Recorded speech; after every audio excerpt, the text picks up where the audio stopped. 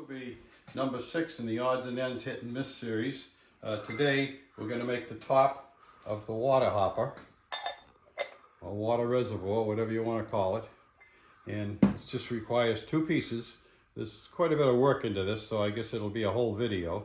The first thing we're going to do is determine how big this hole has to be, and then do the chamfers on the outside edges, and then we'll make the top part.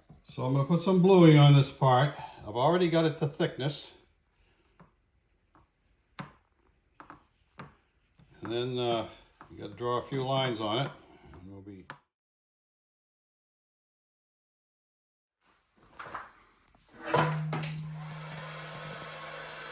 So what I'm going to do is measure the width of this, which is exactly 1 inch.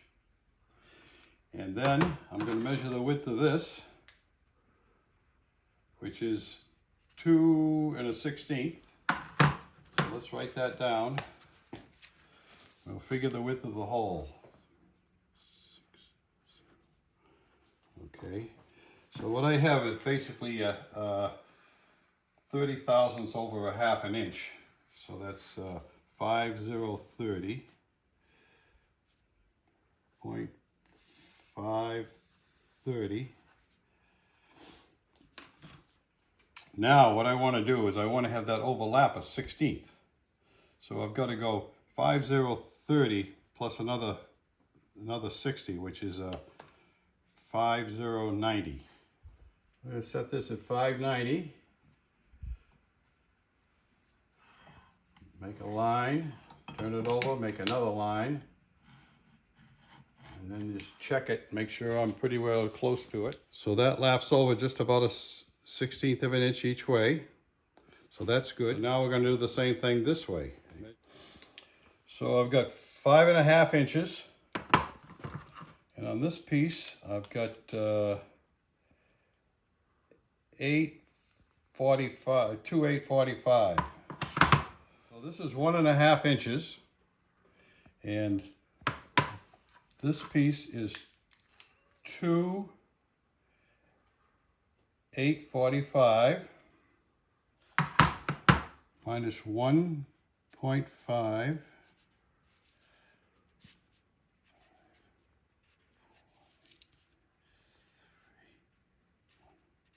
So we got 1/345 left, divided by 2. I think I get the calculator out here.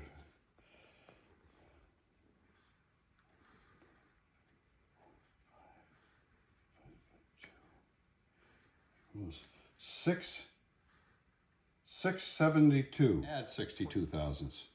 So 0.062 is 437.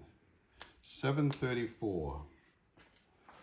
So I'm going to take and mark the ends at 734. So these are good. I'm going to mark them the rest of the way.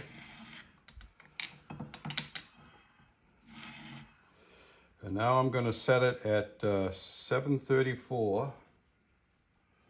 734, right there.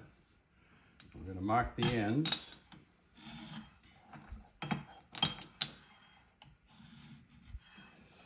And then I'm going to check it with the block. So that's about a 1/16 overlap. That's good. So now we'll cut it. This is a pretty simple setup. What I'm going to do is I'm going to use 2 parallels to get the angle. I'm going to put one long one there and a short one there. And then I'm going to put this on this way.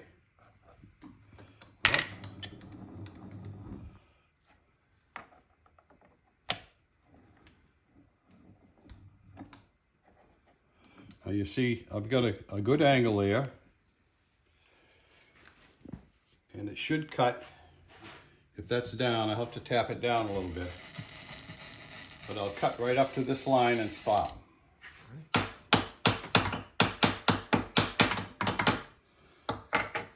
Now we'll come down and just touch it. Got to get the cutter around there.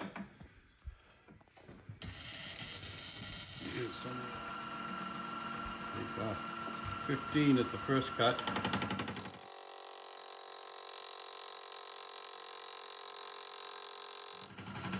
Now this is cast iron, so I'm not going to use any oil on it. With a carbide cutter.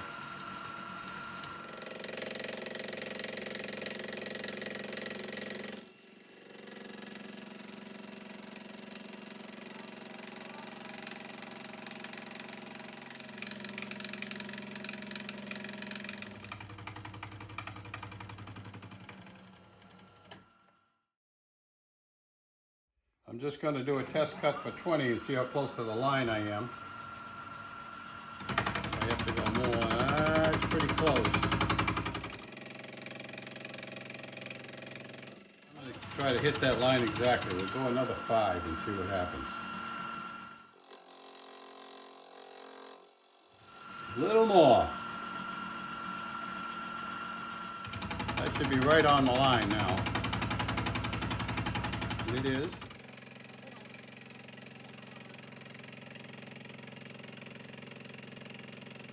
Okay, that's the first side done. I'm just going to flip it around and do the other side. We won't bore you with that.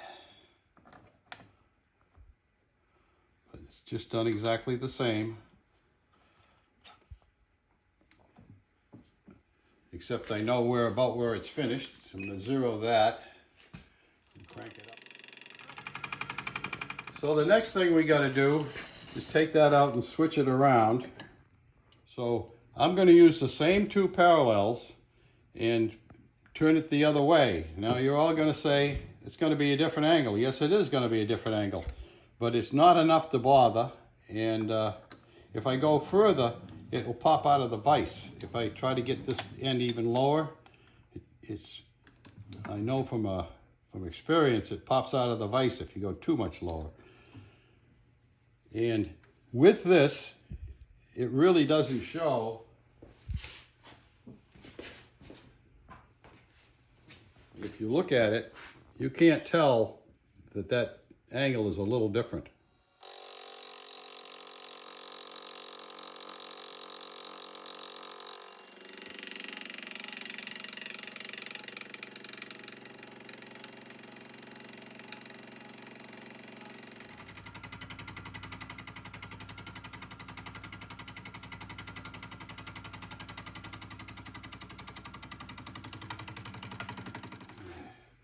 Now we'll take it around and do the last side. Tap it down.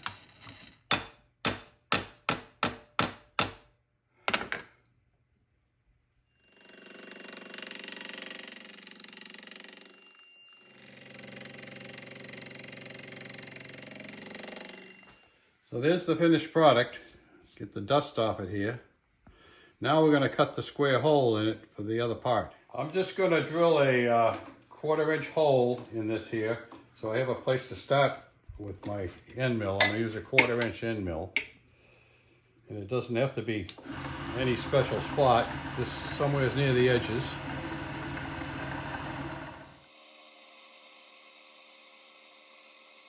Okay, there it is, pretty much lined up on the hole. I'm going to come down, only going to come down 15 in the first cut.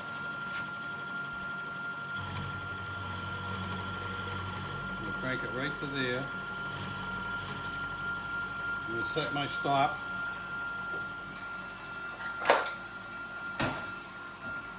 This side.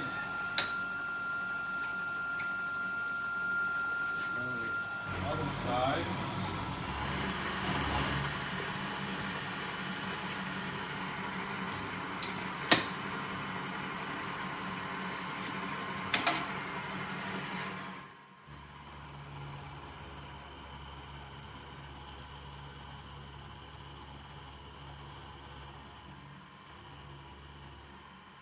Setting the back stop.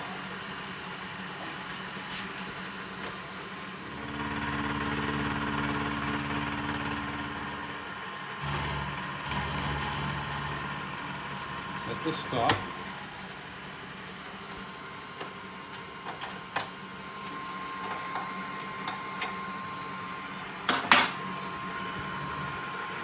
Should just be able to crank right around there.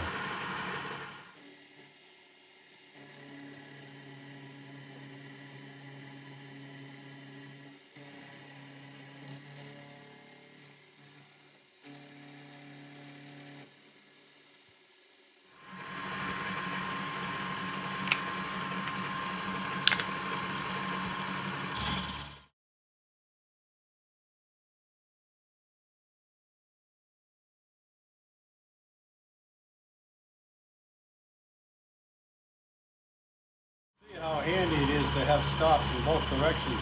This lathe only comes with, this milling mill only comes with the stops in the front, and I remade those, and I had to totally make the one on the right. And there's a video out there that I did to show how I did this, and it comes in very handy. I'm not pushing this, I'm only taking cuts of 20.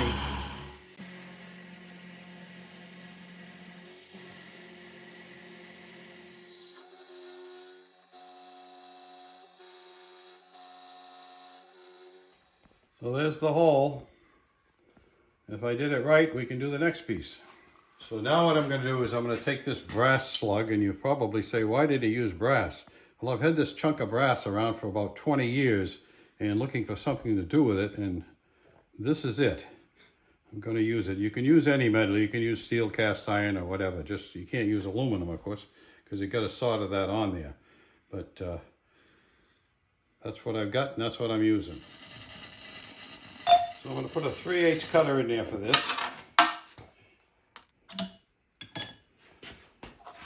Okay. Okay. So I'm going to take a cut of a 1/16 off of here. 100 thousandths deep, I think.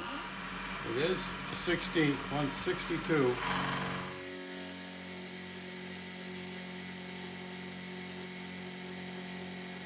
So now, in order to test that, what I'm going to do is cut the other side too. And I'm not going to come over here and cut it because I'd have to redo it. But if I just turn this thing around, I know it's taken a 1/16 off. So I can just run it back the other way.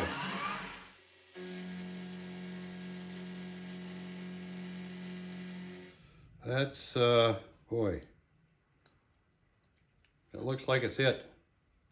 Fits right in there perfect. So now all I have to do is go to depth.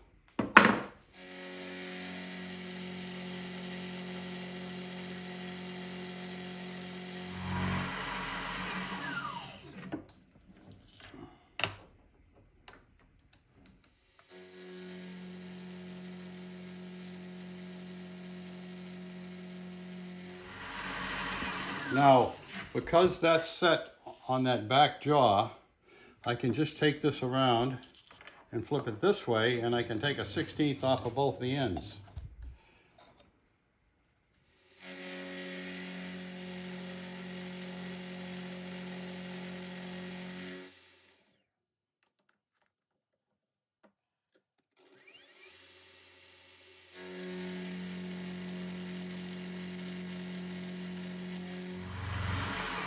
The reason I set it on the back jaw is because this is moving when you put a different size piece in there. But if you set it with that jaw, you can put any size piece and just keep putting it back there and it'll take off the same amount. That's a 1/16 all the way around now. Let me just sand it. I just took the burrs off of it so I could check the end fit. Now, I've got to take quite a bit more off of the end. But the sides are perfect. Almost too perfect. They fit in exactly. I'm going to try taking 30 off of each end and see how that fits.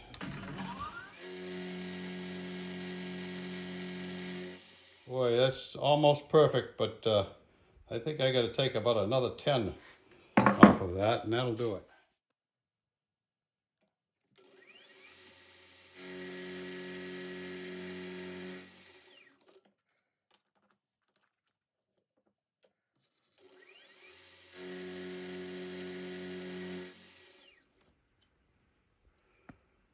Okay, now that fits in there. So the next thing we have to do is we got to get these corners square, because you can see this is square. Now you could either file these, but I think it's easier to file this one with a 3-cornered, with a square file.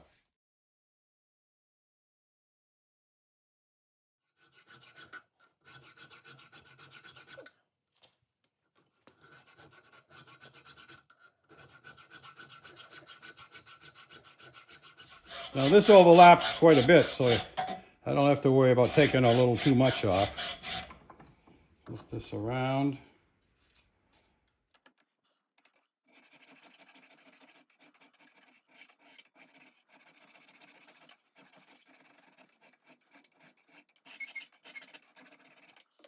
So I'm putting some bluing on this, and I'm going to mark it out for the hole, and I'll just cut that with the same 1/4" end mill, and I'll just do it by eye. So I want the wall of this to be a couple of 100,000, so I'm going to give it 10 extra. So we'll give it 210. I can always take out more if I don't like it. So I'm going to mark it 210 that way. That way. This way. I'm just going to cut that out. So I'm going to use the same method. I'm going to drill a hole somewhere near the corner so I can plunge the bit into it.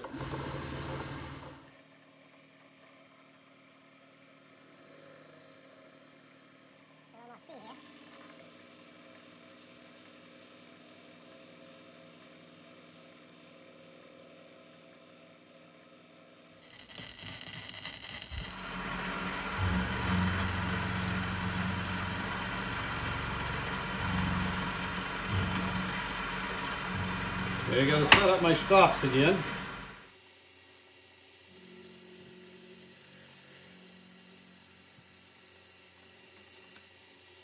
The front and the rear stop. That looks pretty good around there.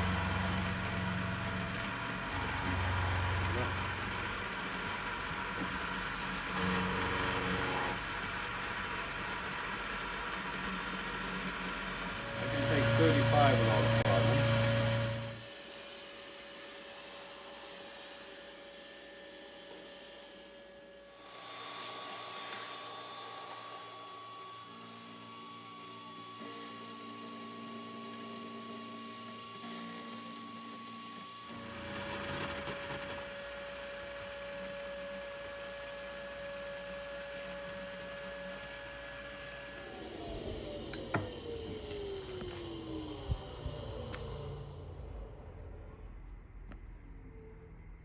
So now I'm going to round the edges of the top, so they're rounded.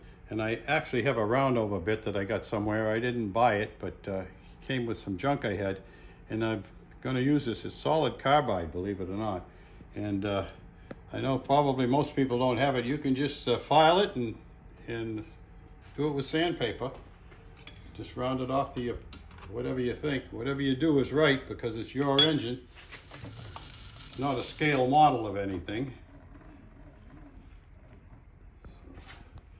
Set the height of that.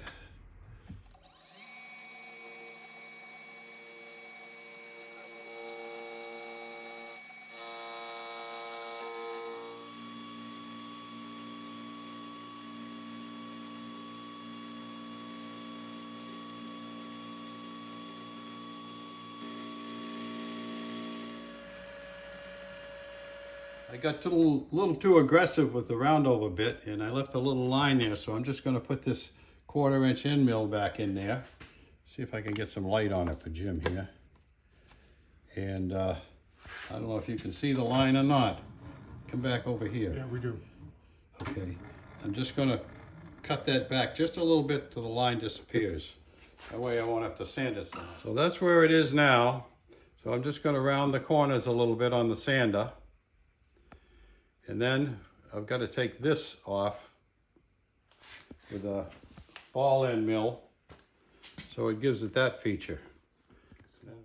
So just take a ball end mill and run across all the way around this, and you can do all these outside edges with this sander, so you don't need the the cutter for that. And then you can just sand and file these.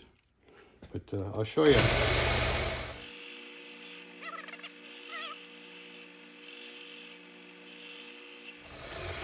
Like I said before, this is not a scale model, so you can do almost anything you want. And it's right. So I'm using a 3/8 ball end mill for this. And I want to make sure I know how deep I'm going, because when I turn it up on the end, I have to make the adjustment again. So what I'm going to do is bring this down till it just touches. And that'll be, and I'll zero out my DRO. I'm just going to try a cut of about 20 first.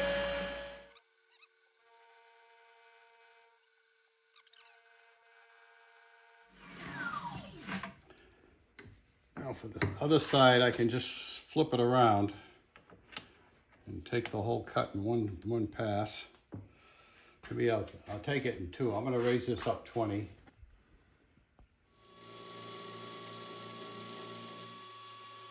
There's the top. So I'm going to take first a cut of 40, and then I'll go the extra 20.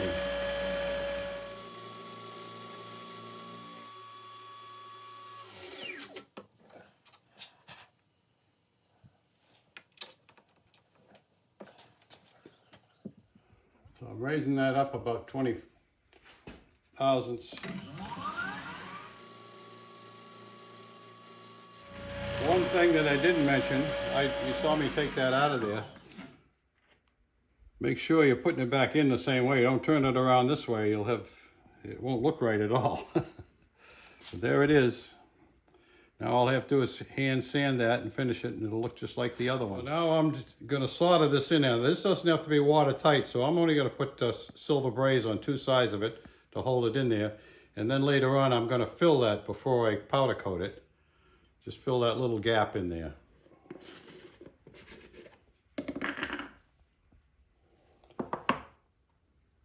Now I didn't use any oil on this, so I don't have to clean this nice and clean.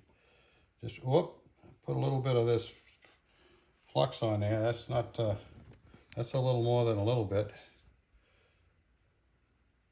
I want to make sure I wipe the flux off the outside here. You can see it's sticking out. What will happen is the silver will run out and follow that.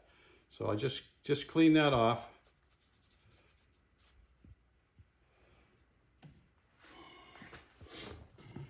See, I'm going to stand it up on end here. It'll be easier to get the torch to it. I'm going to flatten out a couple of pieces of silver here.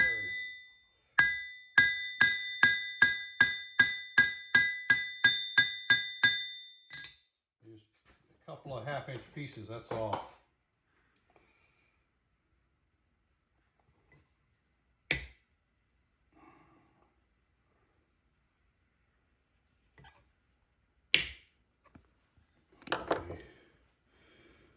One there. Oh, my tweezers.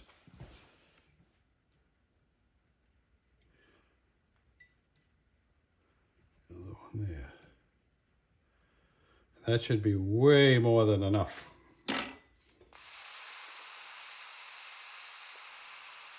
So that'll be the end of number 6. And of course you gotta silver braze that on here afterwards, but I gotta let it cool down. It takes too long to cool down and wait. So, but you can figure that out. And it doesn't have to be watertight up here either. Now, I had a hole, one of these holes leaked water. And the reason is the silver wasn't down hard enough. So it might be better to make that bottom piece out of one piece and leave 2 big ridges sticking up there. Because I did have problems with one hole, but